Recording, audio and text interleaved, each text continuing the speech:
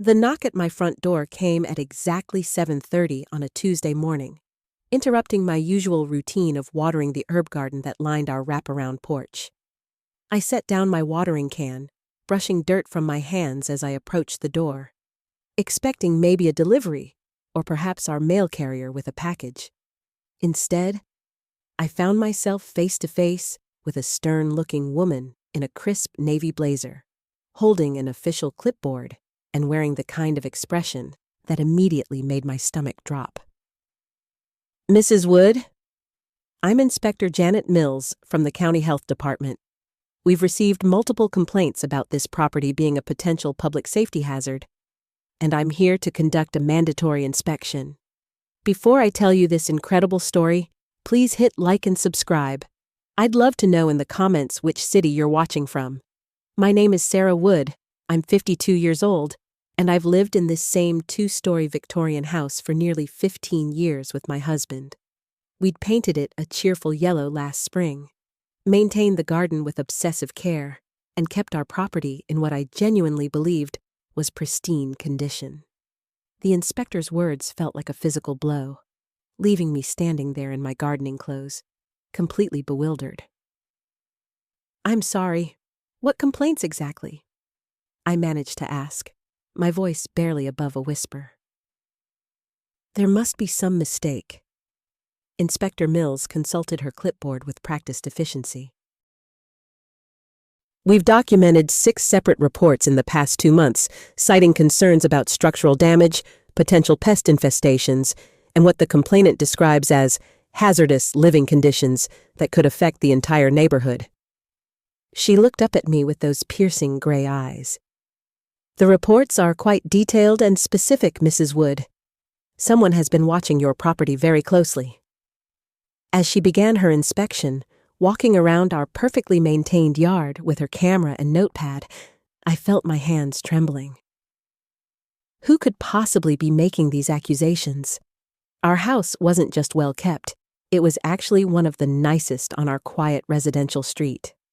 The flower beds were meticulously weeded, the shutters freshly painted, the walkways swept clean every morning. We'd even invested in professional landscaping just 6 months ago. My husband David appeared at my side, having heard the commotion from his home office, where he'd been working on architectural plans for his latest project. At 55, David had the steady presence that came from decades of construction work, but even his usually calm demeanor showed cracks of concern as he watched the inspector photograph our front steps, our porch railings, our basement windows. "Sarah, what's going on?" he asked quietly, slipping his arm around my shoulders. "Why is there a health inspector here?" "Someone's been reporting us," I whispered back, watching helplessly as Inspector Mills made notes about our perfectly functional drainage system. 6 times, David. 6 separate complaints claiming we're a public safety hazard." David's jaw tightened, and I could see him mentally cataloging every recent home improvement project, every repair we'd completed, every system we'd maintained. As a licensed contractor himself, he took immense pride in our property's condition. The accusation wasn't just bewildering, it was insulting to everything he stood for professionally. The inspection continued for nearly 2 hours, with Inspector Mills examining everything from our electrical outlets to our roof gutters to our basement foundation. She was thorough and professional, but I caught her looking puzzled more than once, clearly not finding the hazardous conditions that had been so emphatically reported. After she left, with a preliminary finding that she saw no immediate safety concerns, I called my best friend, Linda Peterson, who lived just 3 blocks away in our same neighborhood. Linda had been my closest confidant for over a decade, ever since we'd met at a community garden meeting and bonded over our shared love of heirloom tomatoes and local politics. "Linda, something really strange just happened," I said when she answered, and I could hear her immediately shift into full attention mode. Linda worked as a paralegal at a downtown law firm, and her analytical mind was exactly what I needed in this moment. Tell me everything, she said, and I could picture her grabbing a notepad, ready to help me figure out this puzzle. After I explained the morning's events, Linda was quiet for a long moment. Sarah, this sounds calculated. 6 reports over 2 months isn't random complaints. That's a campaign. Someone is deliberately trying to cause problems for you and David. But who? And why? I asked, sinking into our kitchen chair and staring out at our backyard, where David was now walking the property line, probably double-checking every fence post and garden border for anything that could possibly be construed as problematic. We need to figure out who has both the motivation and the vantage point to make such detailed reports, Linda said, her legal training evident in her methodical approach. Think about it. Whoever is doing this knows your property well enough to make specific claims. They're watching you regularly, and they have enough personal investment to make 6 separate calls to the health department. As Linda's words sank in, I felt a chill that had nothing to do with the morning air. Someone in our neighborhood, someone close enough to observe our daily routines and property maintenance, was actively working to portray us as negligent homeowners. The violation felt deeply personal, like discovering someone had been reading our private journals or going through our mail. David came back inside, brushing mulch off his work boots, his expression troubled but determined. I've walked every inch of our property, Sarah. There's nothing wrong here. Nothing that could remotely be called a safety hazard. Whoever is making these reports is either completely mistaken about what they're seeing, or they're deliberately lying. And that's when the pattern snapped into place. The 3 of us sat around our kitchen table, the morning's events hanging heavy in the air like storm clouds. David had made coffee, and Linda had settled into what I called her problem-solving mode. Notebook out, pen ready, that focused expression she wore when tackling complex legal cases. All right, Linda said, looking between David and me. Let's approach this systematically. Sarah, you said the inspector mentioned specific complaints. What exactly did she tell you? I tried to recall Officer Martinez's exact words. She mentioned reports about debris in the yard, concerns about our fence, something about possible rodent issues, and what she called unsanitary conditions. But when she looked around, she said she couldn't see any evidence of what had been reported. David shook his head, running his hand through his graying hair. Sarah, we spent last weekend power washing the deck and cleaning out the garage. Our fence is barely 3 years old. And rodents? The only animals we see regularly are Mrs. Chen's cat and those squirrels that raid our bird feeder. Wait, Linda said, her pen pausing mid-note. You mentioned Mrs. Chen. She's your immediate neighbor, right? The one whose property line runs along your back fence? Yes, but Linda, Mrs. Chen is lovely. She brings us vegetables from her garden every summer. Just last month, she helped me identify that fungus on our rose bushes. There's no way she would... I'm not accusing anyone yet, Linda interrupted gently. But think about it, Sarah. Who has the best view of your backyard? Who would be able to see your day-to-day activities? Notice when you're doing yard work? Observe any changes to your property? David leaned forward in his chair. You're suggesting it's someone who lives close enough to watch us regularly. Exactly. And it has to be someone who either genuinely believes there are problems, or someone who has a reason to want to cause you trouble. Linda tapped her pen against her notepad. Sarah, have you had any conflicts with neighbors recently? Any disputes over property lines, noise, parking, anything like that? I searched my memory, trying to think of any recent tension. Nothing significant. The Hendersons across the street sometimes play music a bit loud on weekends, but that doesn't bother us. The new family that moved in where the Kowalskis used to live seems nice enough, though we haven't really gotten to know them yet. What about work situations? Linda continued. Anyone who might know where you live and have some kind of grievance? David and I exchanged glances. Linda, you know we're both pretty low-key people. I work in the library, Sarah teaches 4th grade.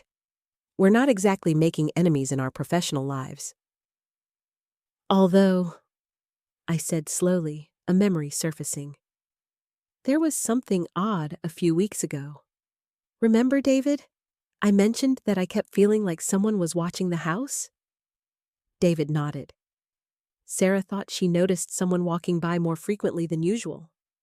She mentioned it maybe 3 times over the past month. Linda's eyebrows raised. Tell me more about that. It was just a feeling, mostly. But a couple of times when I was working in the front garden, or getting the mail, I had this sense that someone was observing me more intently than just casual passers-by. And there was this one afternoon when I was sure I saw the same person walk past our house 3 times in about an hour. Did you get a good look at who it was? Not really. It was usually when I was focused on something else, and by the time I'd look up properly, they'd be past our sight line or turning the corner. David reached across the table and squeezed my hand. I thought maybe you were just being a little paranoid, but now with these reports... It's not paranoia if someone is actually watching you, Linda said grimly. 6 reports in 2 months, Sarah. That's organized. That's someone with a plan. The weight of her words settled over us. I felt violated in a way I hadn't fully processed yet. The idea that someone had been observing our private lives, cataloging our activities, and then deliberately misrepresenting them to authorities. So what do we do? David asked. We can't just wait around for more complaints to be filed. Linda flipped to a fresh page in her notebook. First, we document everything. Sarah, I want you to write down every detail you can remember about these feelings of being watched. Dates, times, what you were doing, anything you observed. David, you should do the same for anything you might have noticed. And then what? Then we start paying attention, real attention. If someone is conducting surveillance on your property to make these reports, they're probably going to continue. People who make 6 complaints don't usually just stop. They escalate. I felt a chill run down my spine. Escalate how? More complaints, different agencies maybe? Or they might get bolder in their observation methods. Linda's expression was serious.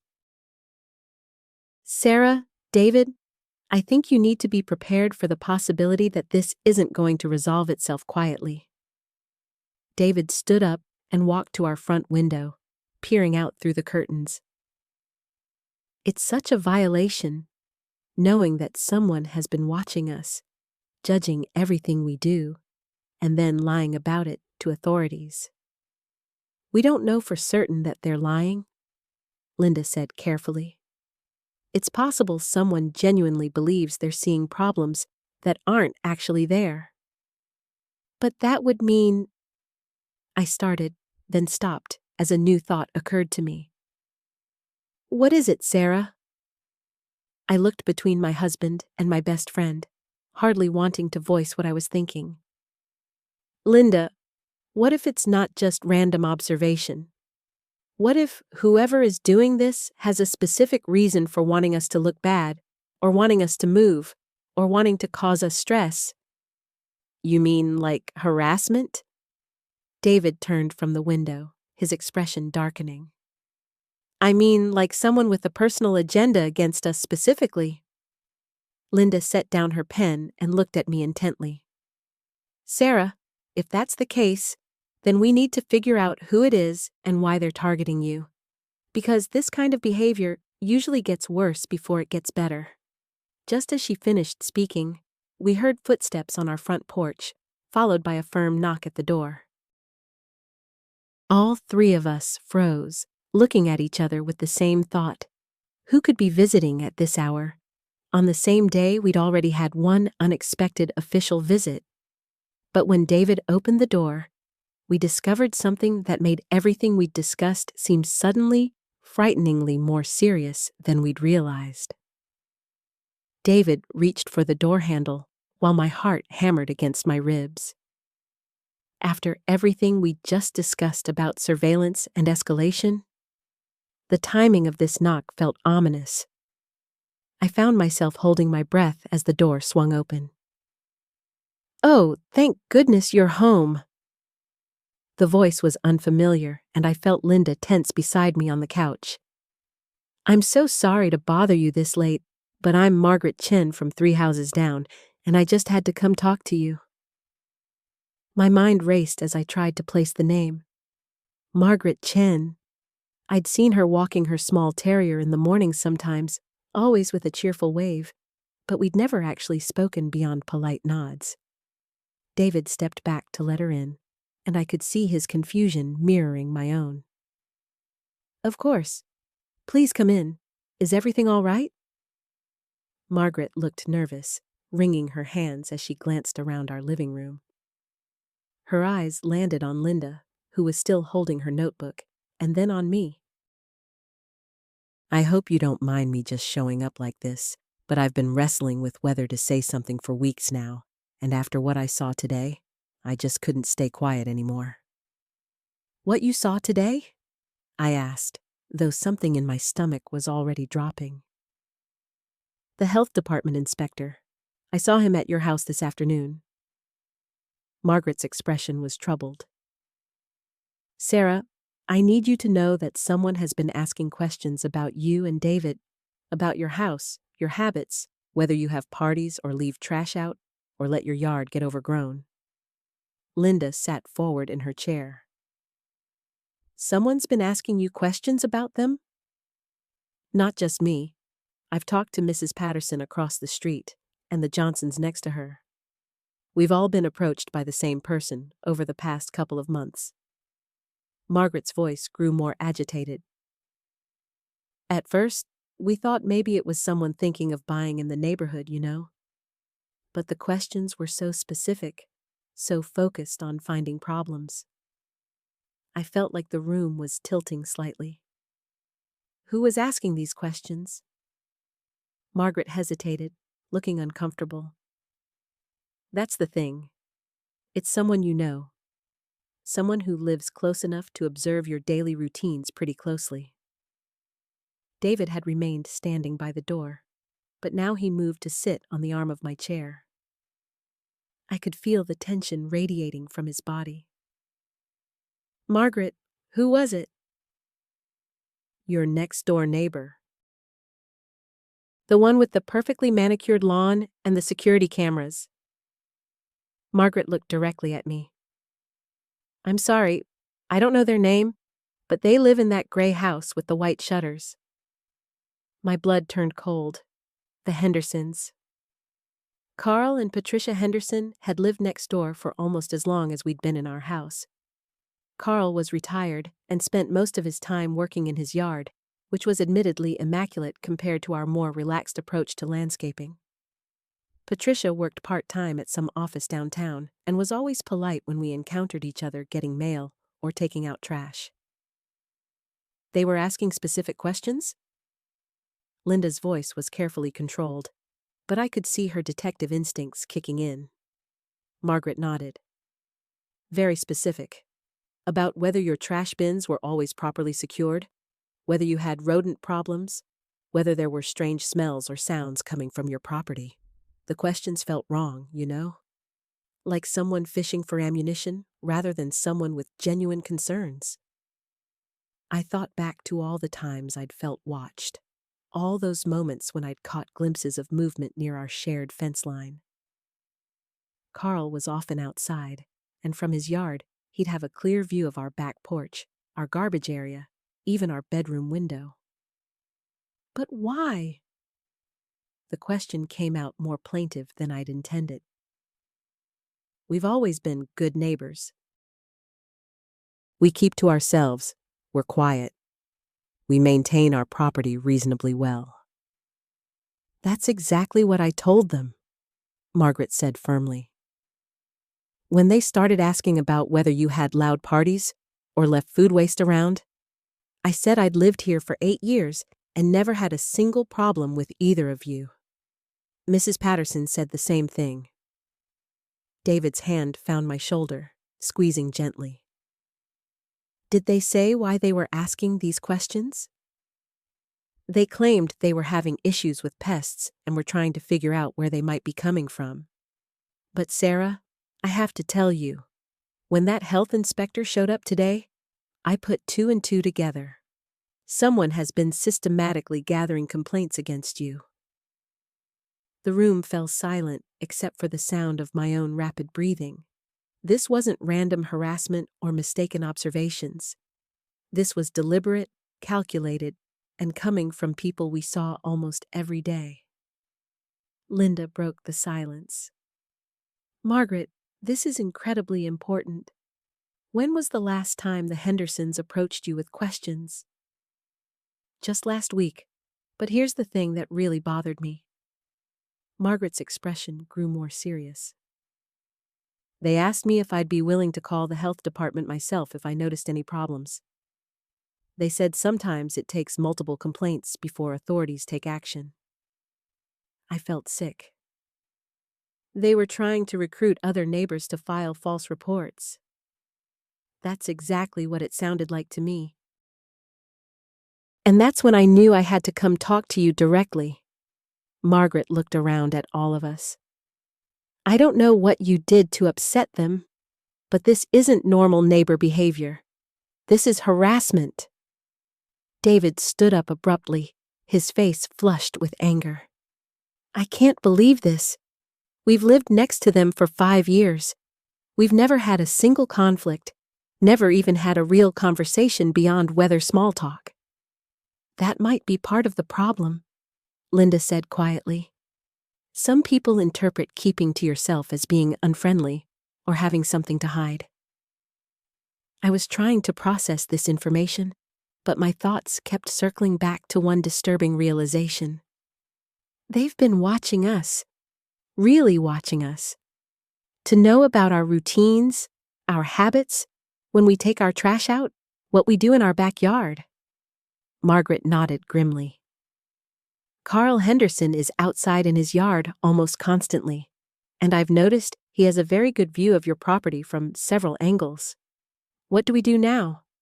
I asked, looking between Linda and Margaret. How do we handle neighbors who are actively trying to get us in trouble with authorities? First, you document everything Margaret just told us, Linda said, reaching for her notebook again.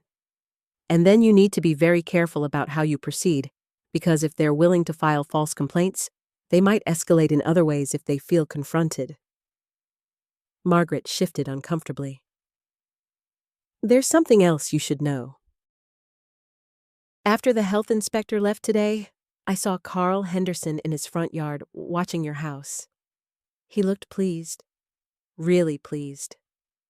The 4 of us sat there absorbing this information, and I realized that everything we'd discussed earlier about feeling watched and surveilled was not only true, but worse than we'd imagined. Our neighbors hadn't just been observing us. They'd been building a case against us. Sarah, Linda said carefully, I think we need to assume that Carl and Patricia Henderson are going to continue this campaign. The question is, what are they really hoping to accomplish? Before anyone could answer, we heard footsteps on our front porch again, followed by the sound of something being placed against our door. Margaret's eyes widened in alarm. David moved quickly to the window and peered out through the curtains. When he turned back to us, his face was pale. There's an envelope taped to our door, he said quietly. And I can see Carl Henderson standing in his driveway, watching our house.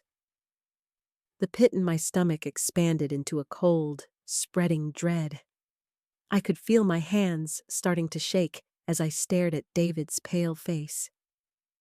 The idea that Carl Henderson was out there, actively watching us receive whatever message he'd left, felt like a violation that went beyond anything we'd discussed so far. Don't go out there yet, Linda said firmly, her voice cutting through my rising panic. If he's standing there watching, he wants a reaction. He wants to see how this affects you. I found myself moving toward the window despite her warning, drawn by a morbid need to see for myself. Through the gap in the curtains, I could make out Carl's figure in his driveway, not even pretending to be doing anything else. He was just standing there, arms crossed, facing our house. The brazenness of it made my skin crawl. "This is insane," I whispered, stepping back from the window. "He's not even trying to hide what he's doing anymore." Margaret looked genuinely frightened now, her earlier composure cracking. "I've never seen anything like this between neighbors. Even during my divorce, when things got really ugly, people weren't this calculated." The word hung in the air between us. Calculated. That's exactly what this was. Not a moment of anger or a simple complaint, but a deliberate campaign of harassment that had been building for who knows how long. I thought about all the times over the past few months when I'd felt like someone was watching me in my own backyard. All the moments I'd dismissed as paranoia. "What if this is just the beginning?" I asked, voicing the fear that was growing stronger by the minute. "What if the health department complaint was just a test run?" David moved away from the window and sat back down, running his hands through his hair. "We need to get that envelope and see what we're dealing with." "But Linda's right. We shouldn't give him the satisfaction of rushing out there while he's watching." I could hear the frustration in my husband's voice, and I recognized it because I felt it too. The complete helplessness of being targeted by someone for reasons we couldn't even understand. We'd done nothing wrong, lived our lives quietly and respectfully, and somehow that had made us enemies we didn't even know we had. "The thing that scares me most," I said slowly, working through the thoughts that had been building since Margaret's revelation, "is that we have no idea what their end goal is. Are they trying to get us to move? Are they building up to something bigger? Or do they just enjoy making us miserable?" Linda was quiet for a moment, and I could see her thinking through the implications. People who file false complaints usually escalate if the first attempt doesn't work. If the health department didn't find anything wrong, they might try other agencies, other approaches. "Other approaches like what?" David asked, though his tone suggested he wasn't sure he wanted to know the answer. "Noise complaints, property line disputes, homeowner association violations if you have one, animal control if you had pets." Linda listed grimly. "The possibilities are unfortunately endless when someone is determined to cause problems." Margaret shifted in her chair, looking uncomfortable. "I hate that I'm the one bringing you this information. I keep thinking maybe I should have said something sooner, but I didn't realize how serious it was until I saw the health inspector." "You did the right thing," I assured her, though part of me wondered what other signs we'd all missed. "How long do you think we should wait before getting that envelope?" We all turned back toward the front of the house, as if we could see through the walls to where Carl Henderson was presumably still watching. The knowledge that there was a message waiting for us, combined with the certainty that he was out there monitoring our response, created a tension that felt almost unbearable. "5 more minutes," Linda said decisively. "Let him get bored and go inside, then we'll see what he wants us to know." Those 5 minutes stretched endlessly. I found myself listening for any sound from outside, any indication of whether Carl was still there. The silence felt oppressive, loaded with the weight of whatever was written in that envelope, and the realization that our quiet, predictable life had been shattered by neighbors we barely knew. When Linda finally nodded toward the door, David stood up with grim determination. But as he reached for the door handle, we heard something that made us all freeze. The sound of footsteps on our porch again, deliberate and unhurried. Someone was back. The sound of those footsteps made my heart race in a way that felt both familiar and completely foreign. In all my years of living in this house, footsteps on my porch had meant deliveries, friends visiting, or neighbors stopping by with borrowed sugar. Now they felt like a threat, each deliberate step carrying an undertone of menace that I never could have imagined a week ago. David's hand froze on the door handle. We all stood there, listening, trying to read intention in the rhythm of those steps. They weren't hurried or secretive like before. These footsteps had a different quality, almost casual, as if whoever was out there had every right to be on our porch. "That doesn't sound like someone trying to hide," Margaret whispered, and she was right. The previous visitor had moved with stealth, quick and furtive. This person was taking their time, and somehow that felt more unsettling than the sneaky approach. Linda moved closer to the window, careful to stay behind the curtain. "I can see someone, but it's not Carl. It's a woman, older, maybe 60s. She's just standing there looking at the front door like she's deciding whether to knock." My mind raced through possibilities. Could it be Carol Henderson? We'd only seen her from a distance, working in their garden or getting their mail. The idea that she might be bold enough to approach our house directly after what they'd been doing felt surreal. But then again, everything about this situation had moved beyond the realm of normal neighborhood interactions. "What do we do?" David asked quietly. "Do we answer it? Pretend we're not home?" I found myself torn between curiosity and caution. Part of me desperately wanted to know what this woman wanted, what possible justification she could offer for the harassment we'd been experiencing. But another part of me worried that engaging directly might escalate things in ways we weren't prepared for. "If it is Carol Henderson," I said slowly, working through the implications, "maybe this is actually an opportunity. Maybe she's coming to apologize, or explain, or even just talk like reasonable people." Margaret looked skeptical. "Or maybe she's coming to scope out the house for their next complaint. See if she can find something the health inspector missed." The footsteps stopped, and we heard the soft sound of paper rustling. Linda peered more carefully through the curtain gap. "She's picking up the envelope, the one that was left earlier." That detail changed everything. If this woman was retrieving the envelope, it meant she knew about it, which suggested coordination between whoever had left it and whoever was now taking it back. The casual nature of her movements suddenly took on a more sinister quality. "She's reading whatever was in it," Linda continued, her voice barely audible. "Just standing right there on our porch, reading it like she's checking her grocery list." The boldness of it was staggering. Not only had someone left us a message, but now they were openly retrieving and reviewing it on our property, in broad daylight, apparently unconcerned about being seen or confronted. It spoke to a level of confidence that made me wonder what we were really dealing with. I realized I was holding my breath, waiting for some indication of what would happen next. Would she knock? Would she simply leave? The uncertainty was almost worse than action would have been. "She's folding it up," Linda whispered, "putting it in her pocket. Now she's just standing there again, looking at the door." David's jaw was tight with frustration.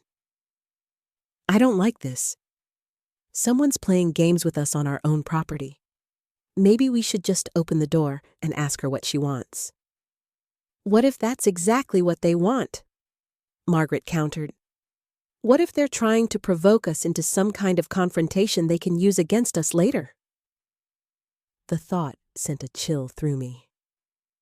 If the Hendersons were willing to file false complaints with the health department, they might be equally willing to claim harassment or threatening behavior if we approach them aggressively.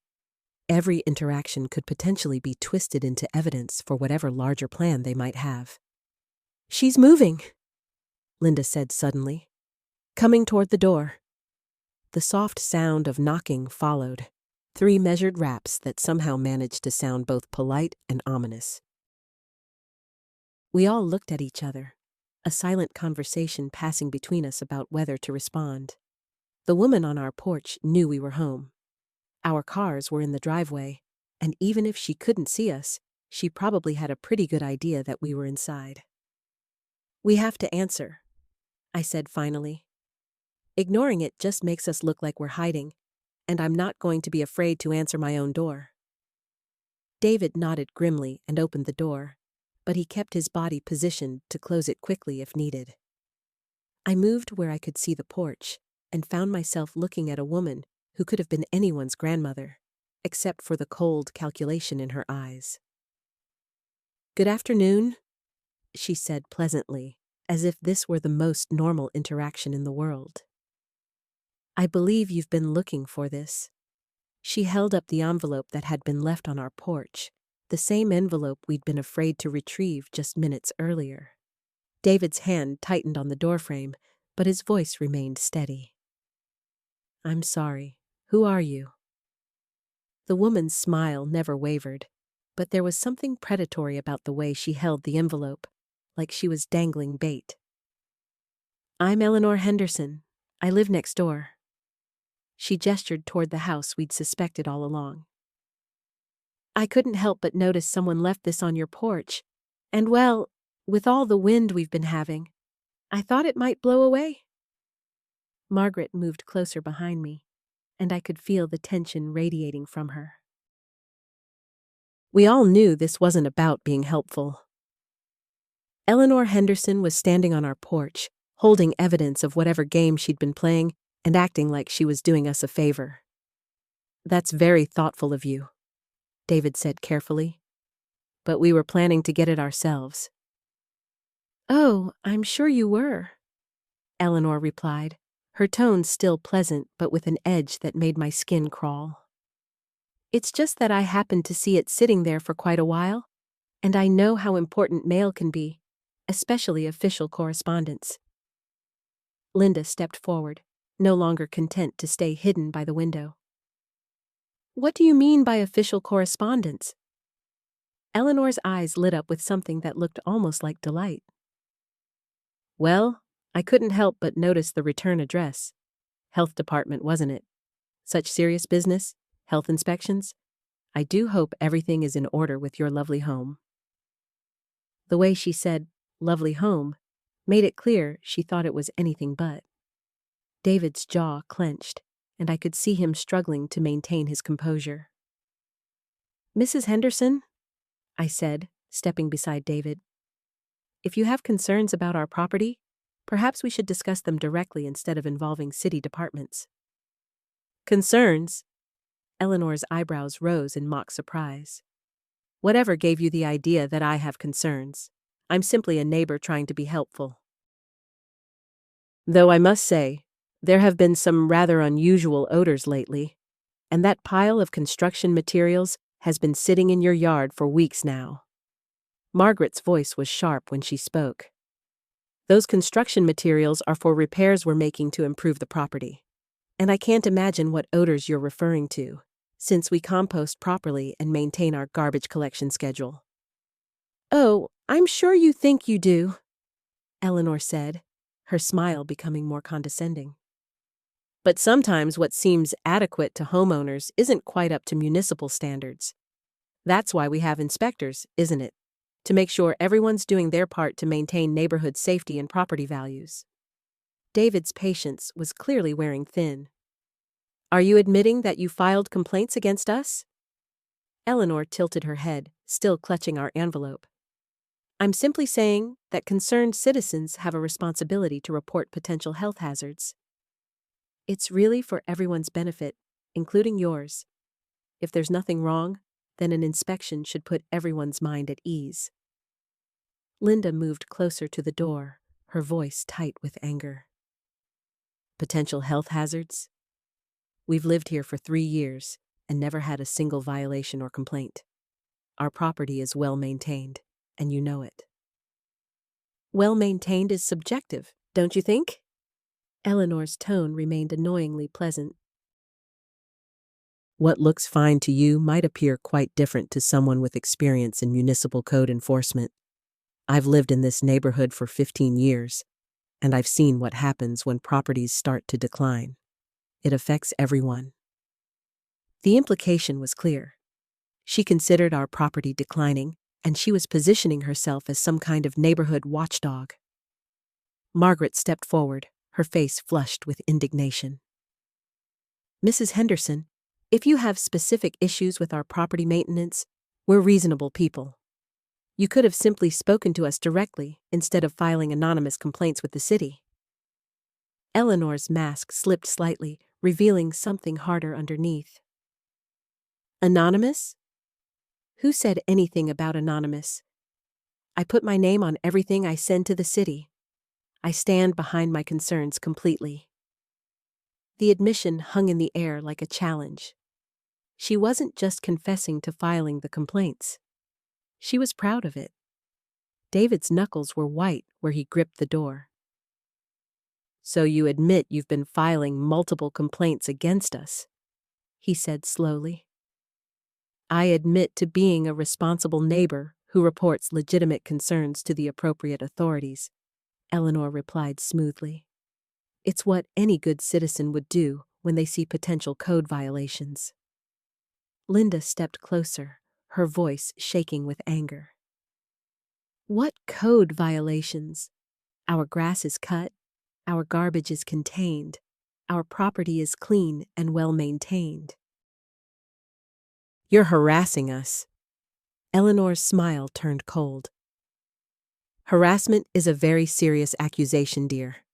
I'd be careful about making such claims without evidence. Unlike some people, I document everything properly.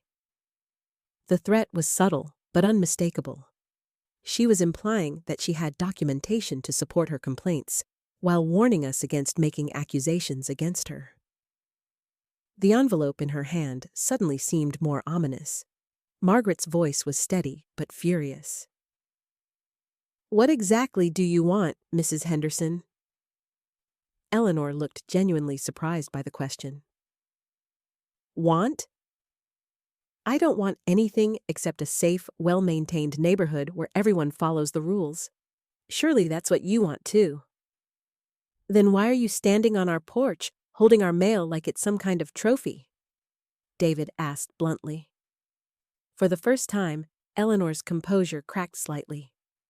Her grip on the envelope tightened, and her smile became strained. I told you I was being helpful, though I must say, your hostile attitude makes me wonder if there might be other issues the city should be aware of. The threat was no longer subtle. She was essentially saying that our refusal to be grateful for her help could result in additional complaints. Linda stepped forward, her face red with anger. Are you threatening to file more false reports because we're not thanking you for stealing our mail? Stealing? Eleanor's voice rose slightly, losing some of its artificial pleasantness. I was protecting it from the weather.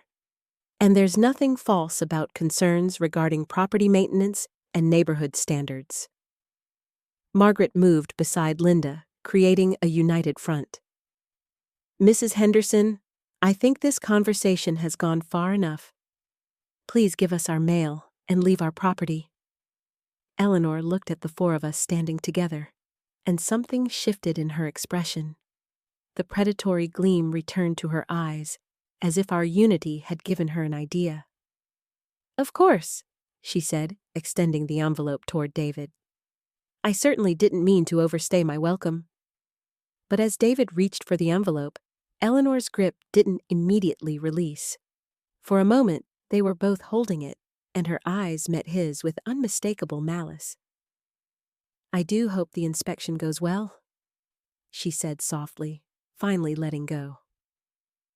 It would be such a shame if they found violations that required immediate attention. Sometimes these things can drag on for months, especially when homeowners aren't cooperative with the process.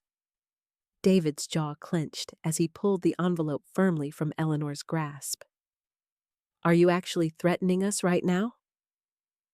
Eleanor stepped back, her mask of politeness sliding back into place like she'd flipped a switch. Threatening? Goodness, no. I'm simply sharing my experience with how these city processes work. Knowledge is power, after all. Margaret crossed her arms. And how exactly would you know so much about these processes? Oh, I've been a homeowner in this neighborhood for over 20 years, Eleanor said, her voice dripping with false sweetness. You learn things. For instance, did you know that if an initial complaint leads to an inspection and that inspection raises additional concerns, they can expand the scope of their investigation? Linda made a sound of disgust. You've done this before. I've been an engaged citizen concerned about property values and neighborhood safety, Eleanor corrected. The Hendersons 3 streets over can tell you all about their renovation project that got held up for 6 months. Well, they could, if they hadn't moved away. The casual way she mentioned the family moving sent a chill through the group. David stepped closer to Margaret, still clutching the envelope. What exactly are you trying to accomplish here? He asked.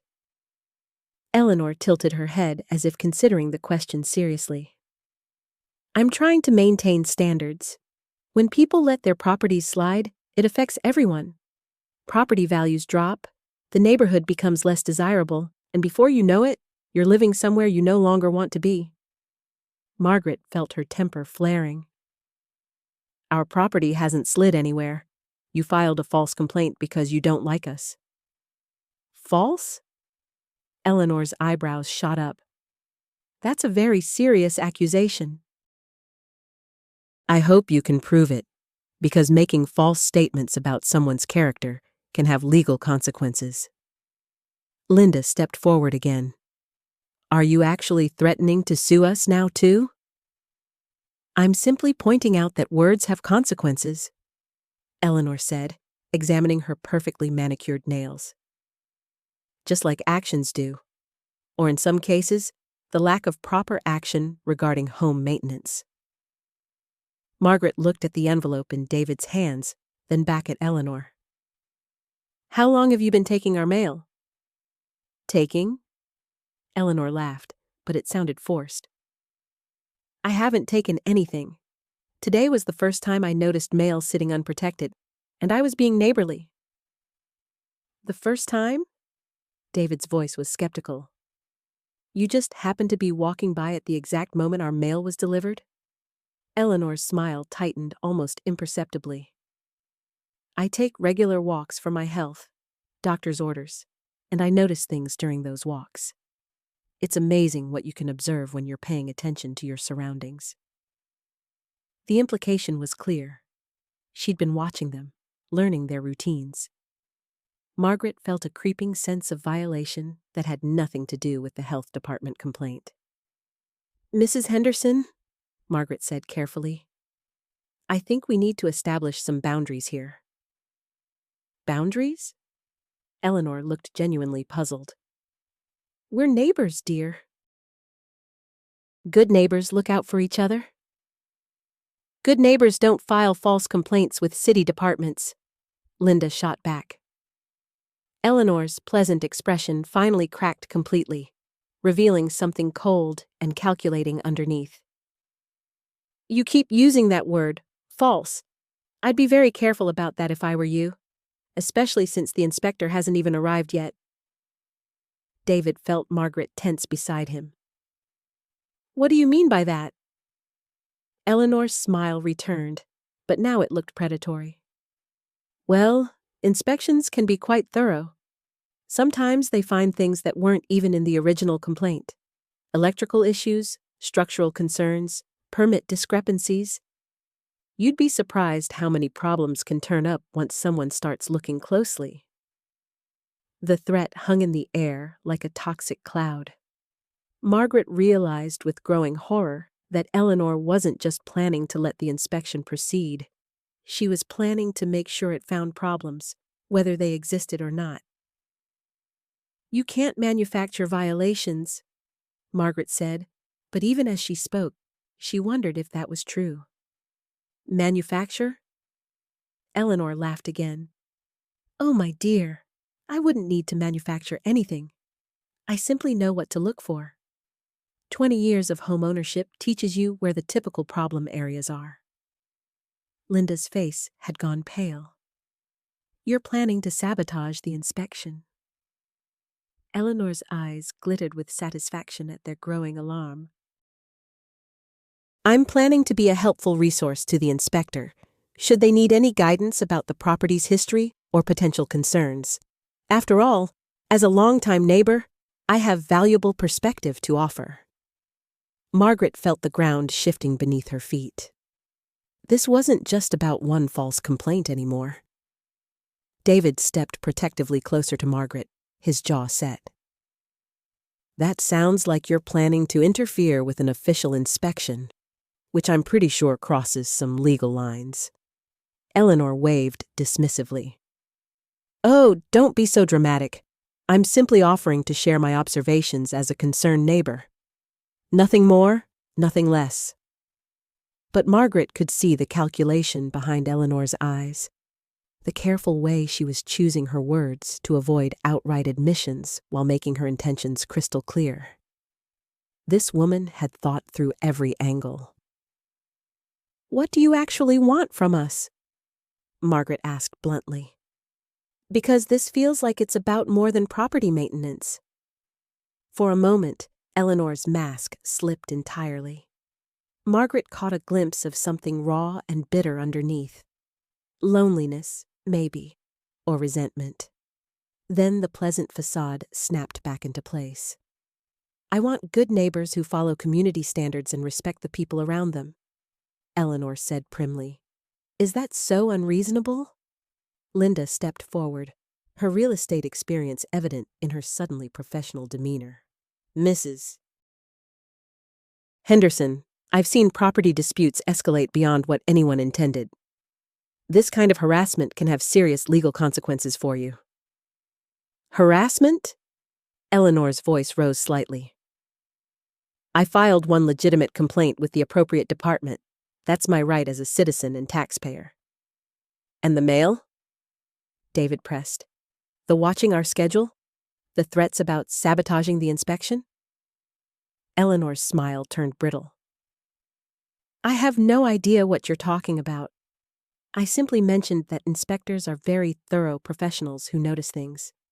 If that concerns you, perhaps you should examine why. Margaret felt trapped in some twisted game where Eleanor could imply threats while maintaining plausible deniability. Every accusation could be deflected, every sinister implication reframed as innocent neighborly concern. Look, Margaret said, trying to find some middle ground. If there's something we've done that's genuinely bothered you, can't we just talk about it like adults? Work something out? Eleanor studied her for a long moment. Oh, my dear, we're well past the point of simple conversation. Once you involve city departments and official complaints, things become much more formal. You're the one who involved the city department, Linda pointed out. And now we all have to live with the consequences, Eleanor replied smoothly. The inspection will happen. The inspector will look at everything very carefully. And then we'll see what we'll see. David's hands clenched into fists at his sides. Are you threatening our home? I'm not threatening anything, Eleanor said with exaggerated patience. I'm simply explaining how these processes work. Municipal inspectors are quite thorough. They check everything: electrical, plumbing, structural integrity, permit compliance, code violations. Sometimes they find issues that homeowners weren't even aware of. Margaret felt a chill run down her spine.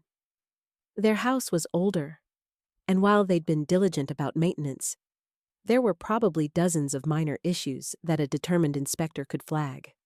Old wiring that met code when installed, but didn't meet current standards. A bathroom renovation from previous owners that might not have proper permits. A deck that was structurally sound, but didn't match current building requirements. You've done this before, Margaret realized. To other neighbors. Eleanor's expression remained perfectly neutral. I've lived in this neighborhood for a very long time. I've seen many inspections over the years. Linda caught Margaret's eye and nodded slightly. She understood, too. This wasn't Eleanor's first rodeo with weaponizing city departments against neighbors she disliked. What happened to the people who lived in our house before us? Margaret asked quietly. Oh, the Johnsons? Lovely people initially, but they let things slide, you know. Property maintenance, noise levels, general consideration for neighbors. Eventually, they decided the neighborhood wasn't a good fit for them anymore. The casual way Eleanor delivered this information made it sound routine, almost boring. But Margaret heard the underlying message loud and clear: conform to Eleanor's standards or be driven out. How many families have you done this to?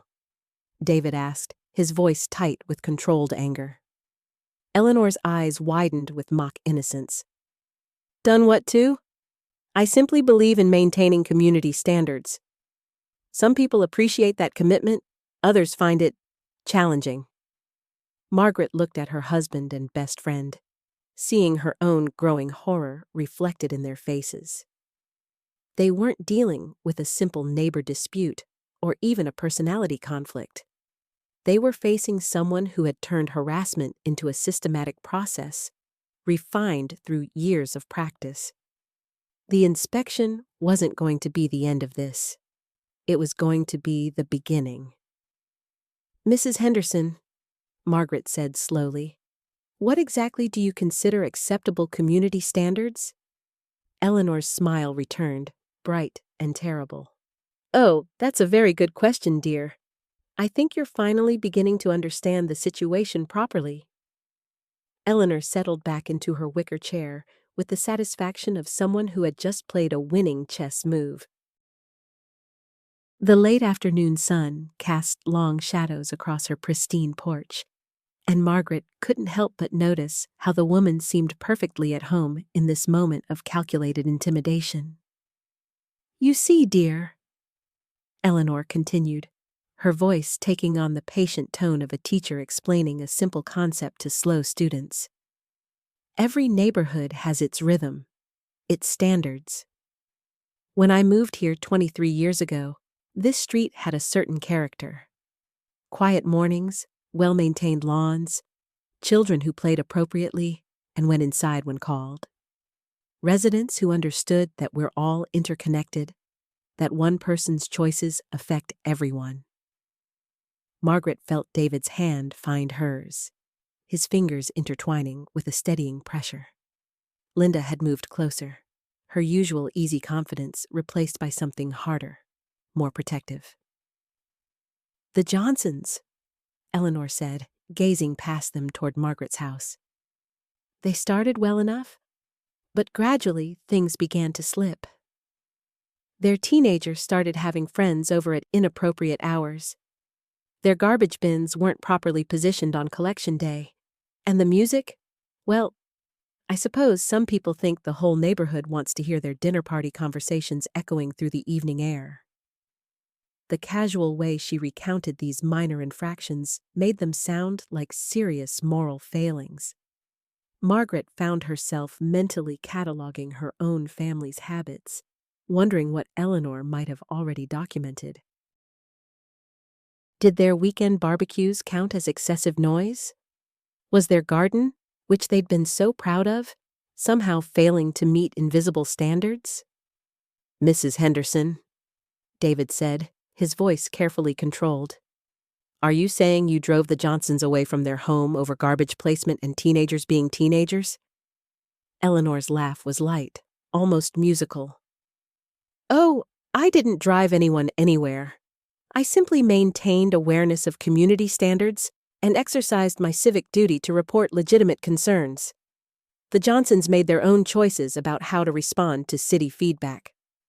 Linda stepped forward, and Margaret recognized the set of her shoulders, the way her friend's jaw tightened when she was fighting to remain diplomatic.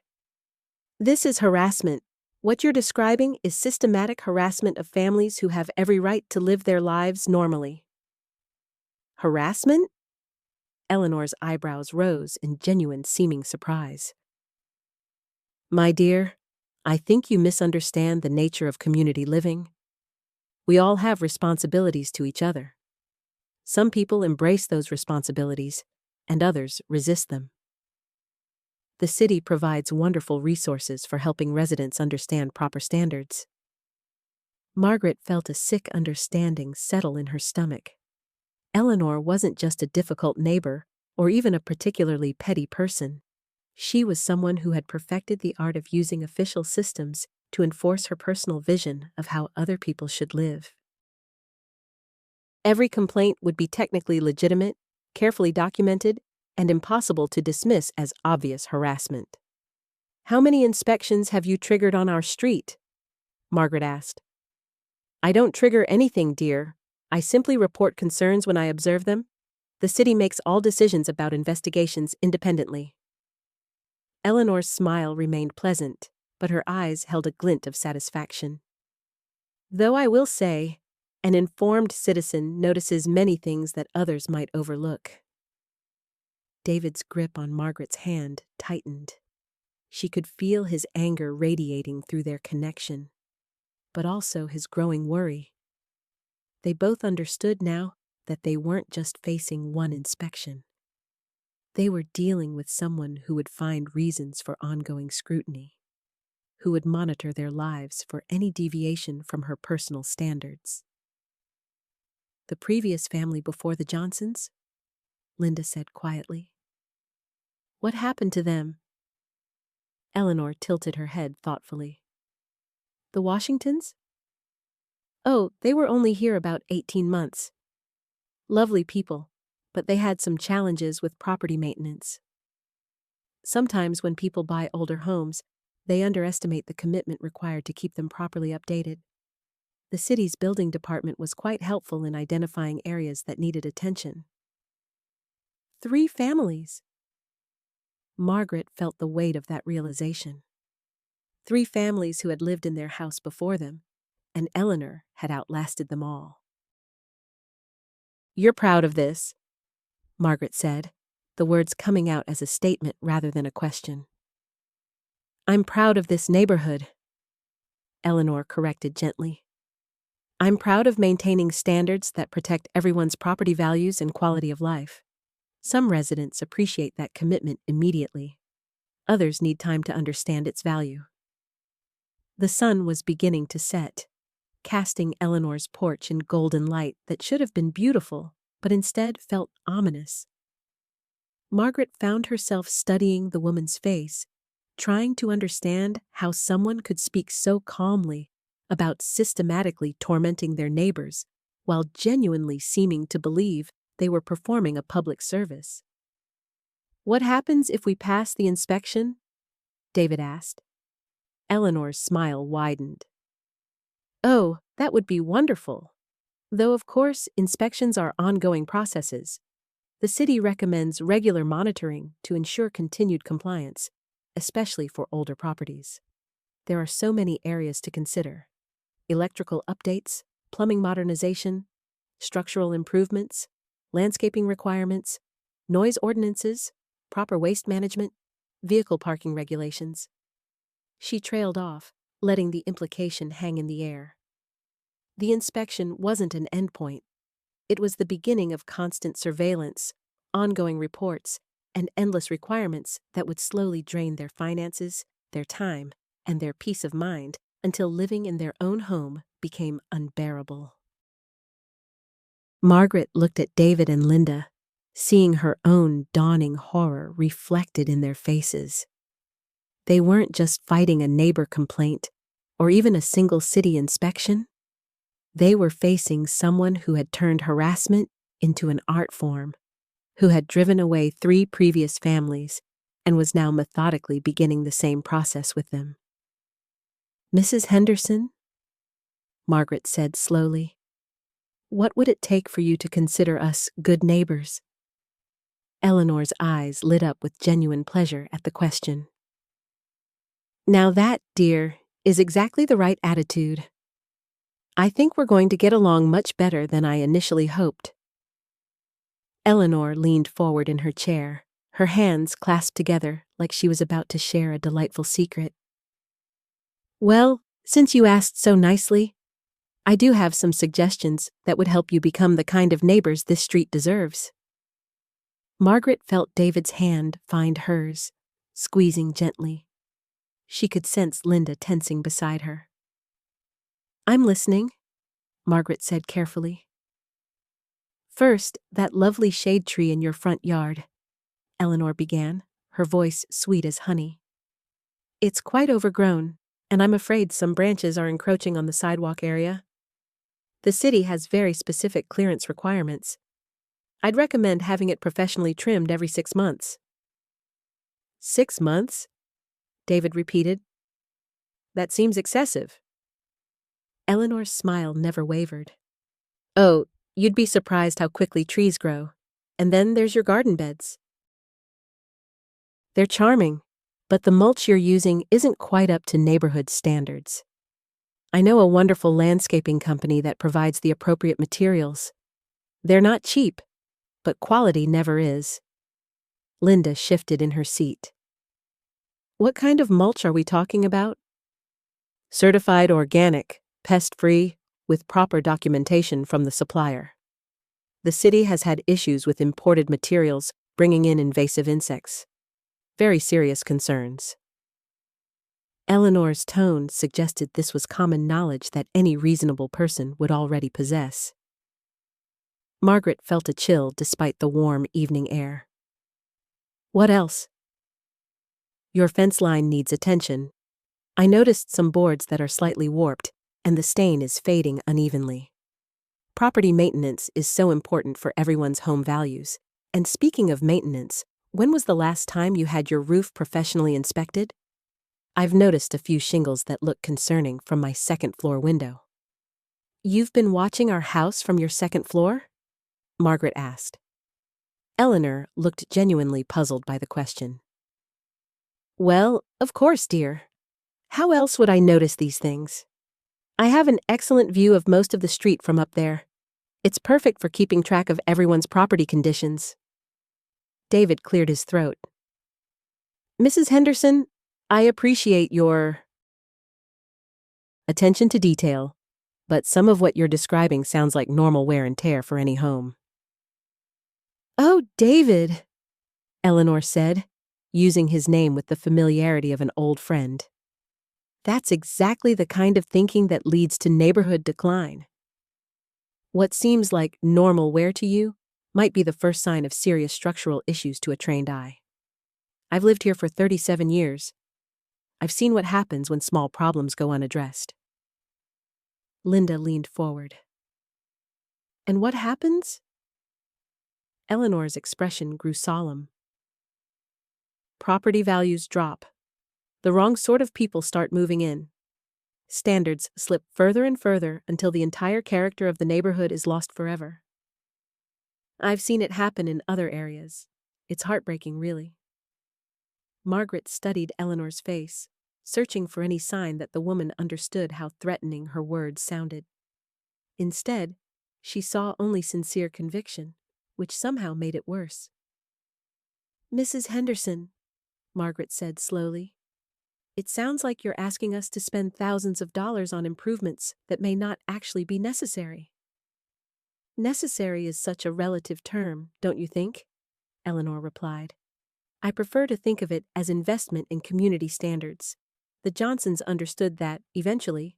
Lovely family, though it took them nearly 2 years to really grasp the importance of proper maintenance schedules. The Johnsons? Linda asked. The family who lived in your house before you. Wonderful people.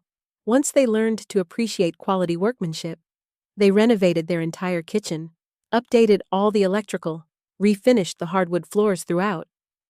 Beautiful work. David frowned. Wait, the realtor told us the previous owners moved because of a job transfer. Eleanor's laugh was light and musical.